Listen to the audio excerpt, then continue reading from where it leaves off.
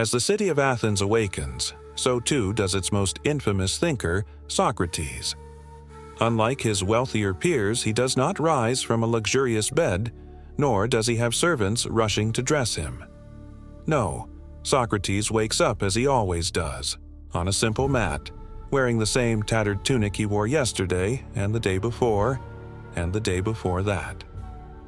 The man may be wise, but he is not exactly an early riser. Perhaps he is contemplating the meaning of existence, or perhaps he is just debating whether or not to get up at all. Socrates believes in simplicity.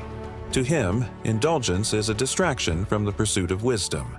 Why feast on roasted lamb and honey cakes when a few olives and some dry bread can provide just enough sustenance to fuel a good argument? Is it the bread that nourishes us, or is it the idea of nourishment itself? A question only Socrates would ask, while everyone else just enjoys their meal. Most people go about their day avoiding conflict. Socrates, he wakes up looking for it. Not because he enjoys arguments, oh no, but because he believes questioning everything is the only path to wisdom. And unfortunately for the citizens of Athens, he does not believe in keeping his thoughts to himself. Socrates approaches a well-dressed young man, a self-proclaimed wise politician. Tell me, young man, do you consider yourself wise? The politician, flattered, nods confidently. A mistake. And just like that, the poor man is trapped. Socrates begins asking questions, seemingly simple ones at first, but each answer leads to another question, and another.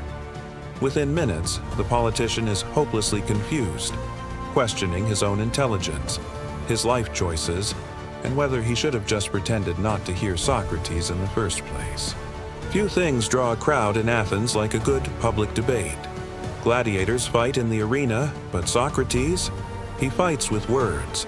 And unlike the gladiators, his opponents rarely leave with their dignity intact. All I know is that I know nothing.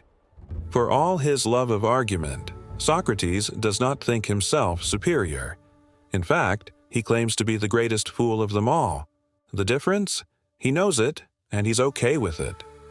Socrates smiles to himself, as if enjoying a joke only he understands. Birds chirp in the background. The world keeps moving, but for Socrates, every moment is a lesson waiting to be uncovered. Socrates rarely drinks much himself, but that doesn't stop him from joining these gatherings. After all, what better time to debate the meaning of love than after a few amphoras of wine? Ah, but what is love? Is it the desire for beauty? Or is it the recognition of what we lack? Or is it simply another excuse for us to gather and argue about things we'll never fully understand? Socrates never sought wealth, power, or fame. He never wrote a single book. And yet, thousands of years later, his ideas still shape the world. Why? Because he dared to ask the questions no one else would. The stars do not care for our debates, our arguments, or our philosophies. And yet, we look up at them, wondering, questioning, just as Socrates did, and just as humanity always will. If you liked this video, be sure to subscribe to support the channel. I'll see you in the next one.